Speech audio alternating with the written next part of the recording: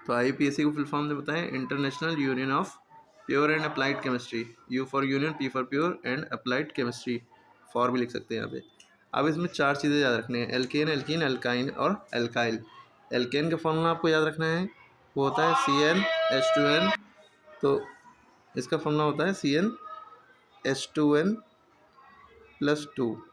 देखो दो ही चीज़ें इसमें समझने वाली, दो ही चीज़ें मेन है, एक होता है C, दूसरा होता है H, यानी C for carbon, H for hydrogen. और ये N माने होता है नंबर ऑफ एटम कह लो या नंबर, कुछ भी नंबर, N माने नंबर समझ लो। अगर कार्बन की वैल्यू जो है 1 है तो कार्बन की वैल्यू 1 है तो हाइड्रोजन की 2 × 1, यानी कि जितनी कार्बन की वैल्यू है उसकी डबल। अगर इसकी वैल्यू 1 है तो इसकी वैल्यू 2 है ना, उसके बाद 2 और, ठीक। तो ये इसका फॉर्मूला हो गया, इसका मतलब हो गया, यानी कार्बन का डबल हाइड्रोजन +2, ठीक।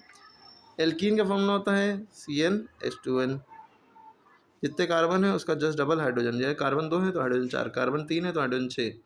और इसका मतलब क्या था, कार्बन 2 है तो हाइड्रोजन 2 + 2⁴ + 2 6, 2 इसका डबल +2 है ना।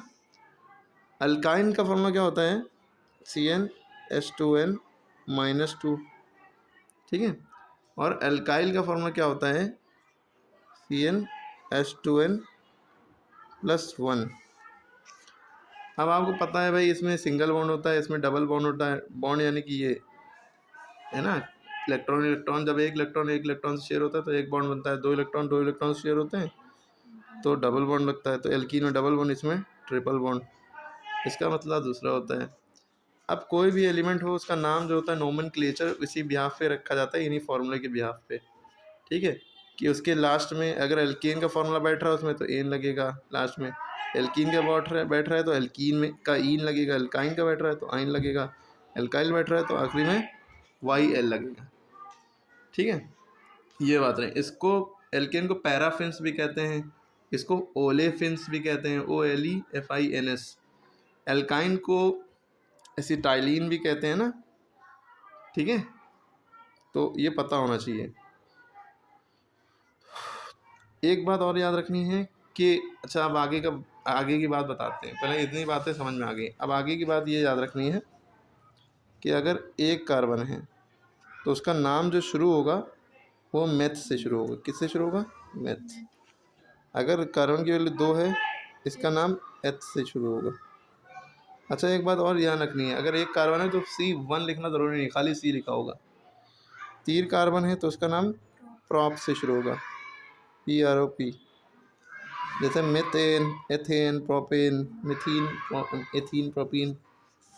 मिथीन तो होता ही नहीं है ना मिथाइन होता है।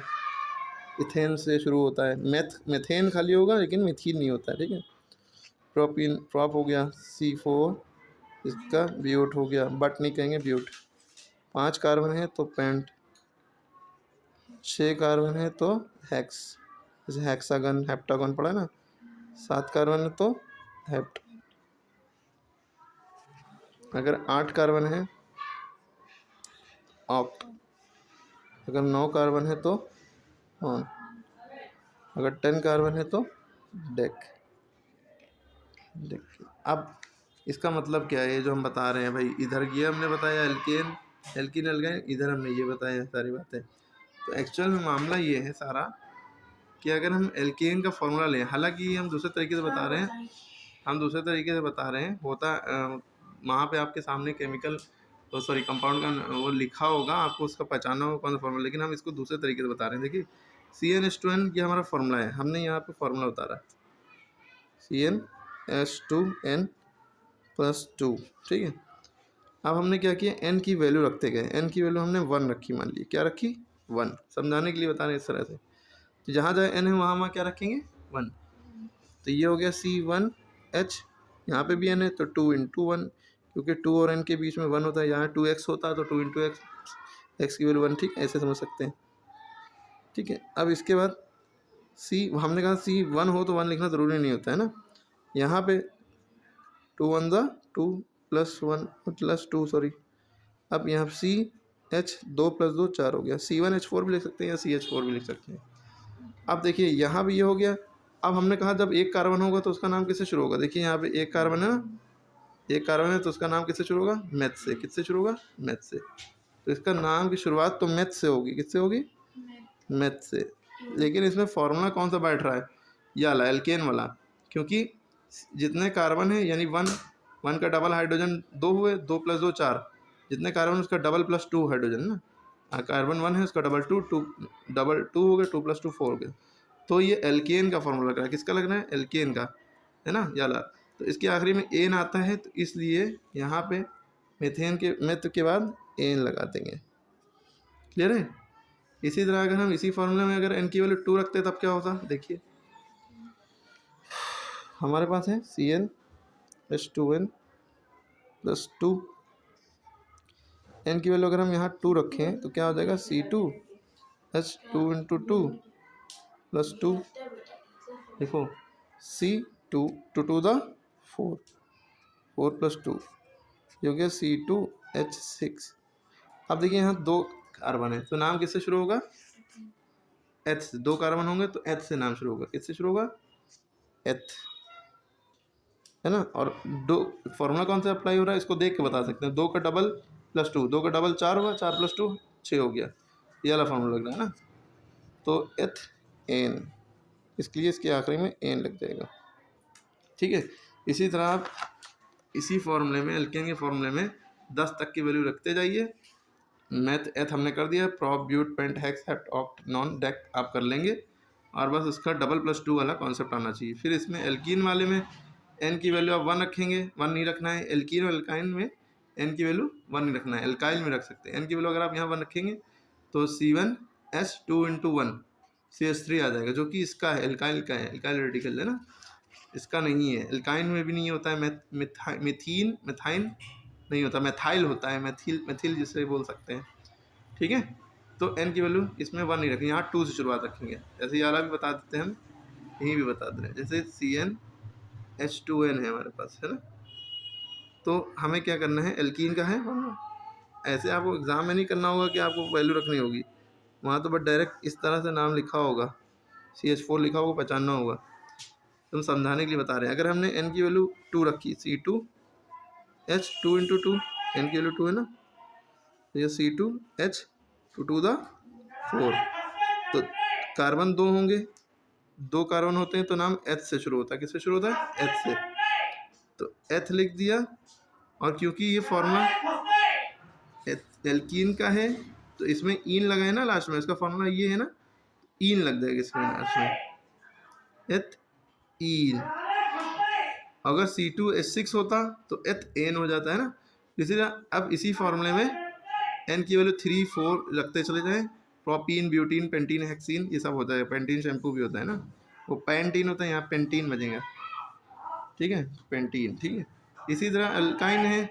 अब यहाँ पे अगर हम एन की वैल्यू, ये CnH2n -2 फार्मूला हमने उतारा, क्या फार्मूला भाई, CnH2n -2, ये फार्मूला है एल्कीन का, एल्काइन का सॉरी। तो एन की वैल्यू अगर हमने 1 रखी, जो सॉरी 2 रखेंगे, 1 नहीं रख सकते। C2 2 into two minus two, यहाँ पर क्या हो जाएगा, C2H2 टू द 4 -2, C2H, 4 में से 2 गया तो।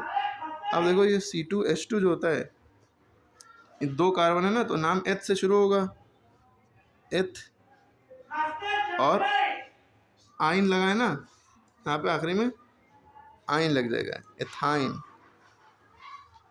ठीक है, क्लियर हो गई, एथाइन।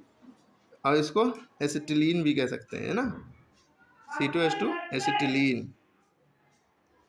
ठीक है। तो इस तरह से आप कर लेंगे। आप C3H4 हो जाएगा। ठीक है, 3 के डबल 6 -2।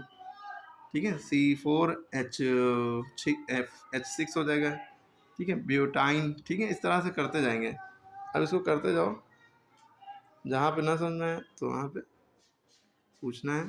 पहले सारी चीज़ें एक बार देख लें ना, कैसे किया है, कैसे क्या बताया है, सारे कॉन्सेप्ट तो कर रहे हैं। ठीक है, सबके नाम समझ में आने लगेंगे।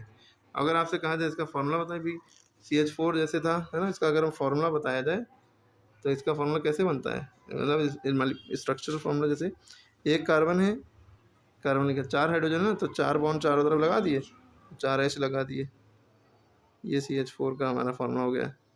ठीक है, इसी तरह इथेन का फार्मूला कितने कैसे होगा भाई, ये हमने एक C बनाया और कितने हाइड्रोजन है, 6 हाइड्रोजन है ना, तो 2 C है ना, तो 2 कार्बन हो गया, एक कार्बन ये 1 2 3 1 2 3, तो सब तरफ हाइड्रोजन लगा दिए हमने, तो H6 हो गया, C2H6 है ना, C2H6 देखिए ना, तो इसके ये किसका फॉर्मूला किसका स्ट्रक्चर हो गया, इथेन का। तो इस तरह से ये भी होता है। अब ये बॉन्ड कैसे बने, कार्बन का एटॉमिक नंबर 6 होता है, हाइड्रोजन का 1 होता है, तो शेयरिंग हो जाएगी है ना, 2 4 करके, बहुत पूरा वो तो अलग बात हो जाएगी, molecular formula structure dot formula भी होता है, तो वो सब अलग अलग बातें हैं। ठीक है, तो ये कॉन्सेप्ट क्लियर हो गया होगा। इसके सारे 10 तक नाम लिखे, एल्केन के 10 तक नाम लिखे, एल्कीन के, अल्काइन के, अल्काइल के, यहाँ पे 1 रखा, C1 H2 × 1 + 1 CH3, methyl, C2H5 हो जाएगा एथाइल। ठीक है, C2 रखा यहाँ 2 to the 4 + 1 5, C2H5 ethyl, propyl, butyl, ethyl alcohol, सुना नहीं वाला आगे आएगा सब, है ना। एल्काइल, एल्काइल को हम आर से शो करते हैं, जब भी आर लिखा हो तो समझ जाओ CH3 या C2H5 या C3H7, है ना, यही फार्मूला उसमें लगा हुआ है। आर की वैल्यू CH3 भी हो सकती है, C2H5 भी हो सकती है, या C3H7 भी हो सकती है, ये सारी वैल्यू आर की हो सकती हैं। ठीक है, ये था इसमें एकदम बेसिक चीज़ इसकी। ठीक है, इसको करेंगे अभी।